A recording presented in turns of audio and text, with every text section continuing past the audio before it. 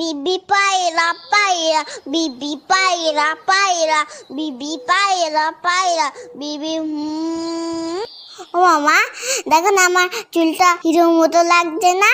হ্যাঁ তো, তবে বাবান চুলটা আরেকটু কাটিয়ে নিয়ে আসি চল, তাহলে পারফেক্ট হিরো লাগবে।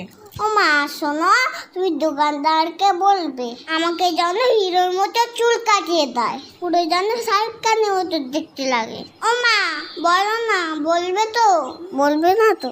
উফ, চুপ কেন করে রয়েছো, কথা কেন বলছো না? হ্যাঁ হ্যাঁ রে বাবা, দোকানদারকে বলবো তোকে শাহরুখ খানের মতনই চুল কাটিয়ে দেবে। ওকে। কি বৌদি, কেমন আছেন? খবর সব ভালো তো? হ্যাঁ দাদা ভালো। আরে বাবান, কেমন আছো? হ্যাঁ ভালো আছি, তবে আমার কিন্তু হিরোর মতো চুল কেটে দিতে হবে। তুমি পারবে তো? আগে বলো, নয়তো তোমার কাছে কাটবো না।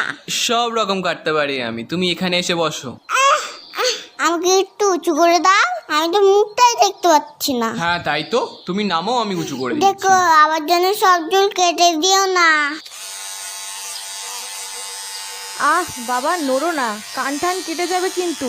ও দাদা, একেবারে মুড়ো করে কেটে দেবেন। হ্যাঁ হ্যাঁ, বুঝেছি বুঝেছি।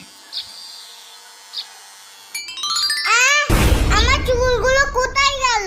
ও বাবান, তুমি কাঁদছো কেন? তোমাকে তো রজনীকান্তের মতো লাগছে দেখতে। ওটা রশ্মি টশ্মি জানি না, আমার চুল আবার লাগিয়ে দাও, না হলে এখান থেকে আমি যাবো না।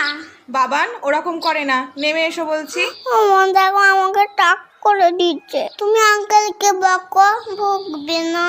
শোন, টাক হয়েছিস তো কি হয়েছে, ও আবার দুদিনে চুল গজিয়ে যাবে, তাছাড়া তো তোর হিরোর মতনই লাগছে। ঠিক আছে ঠিক আছে, টাক যখন হয়ে গেছি তাহলে চকলেট দাও। এই তো বাবান, ভালো ছেলে, বাহ বাহ। তুমি চুপ করো, তোমার দেখুন আর কখনো চুল কাটতে আসে না।